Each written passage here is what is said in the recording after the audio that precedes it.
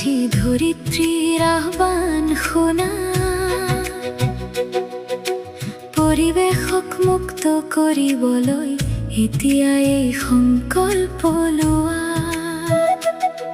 গছ ৰোপণ কৰা, জীৱন বচোৱা, এই বাৰ্তা বিলাই দিয়া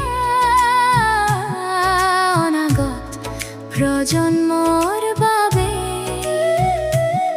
এটি সুন্দৰ ভৱিষ্যত এৰি যোৱা। অন্ধকাৰৰ দৰে কাটি পেলাইছো আমি এই গছবোৰৰ হাত বাহু, বিষাক্ত ধোঁৱা উৰুৱাই আমি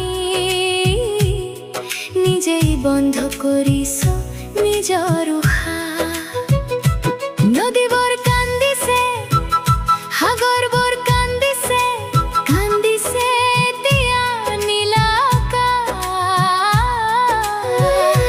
জাগি উঠা মানুহবোৰ এতিয়া সাৰ পোৱা, নহবা ইমান অচিনাকি। পানীৰ প্ৰতিটো টোপালৰ মূল্য মিলি আমি বুজিব লাগিব।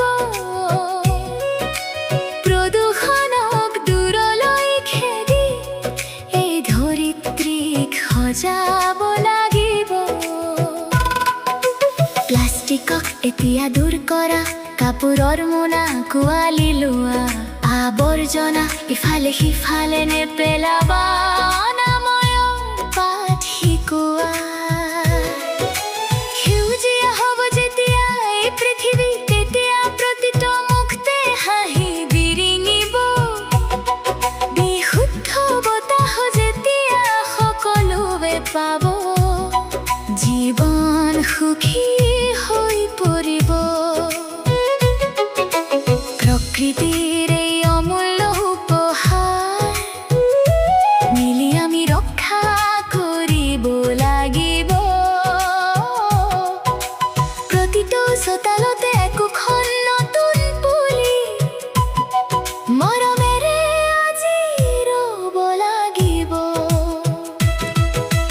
নালাগে আমাক পকি পকি কংক্ৰিটৰ অৰণ্য, আমাক মাথো সেউজীয়া লাগে।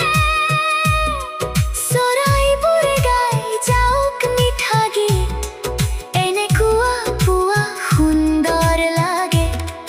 এই ধৰিত্ৰী আমাৰ মা, ইয়াৰ কৰ্তব্য পালন কৰিব লাগিব। ইয়াক বহুত আঘাত দিলো, এতিয়া আমি মৰমৰ মলম লগাব লাগিব। বলা হাতে হাত ধৰি আগবাঢ়ি যাওঁ, এক নতুন ইতিহাস ৰচোঁ।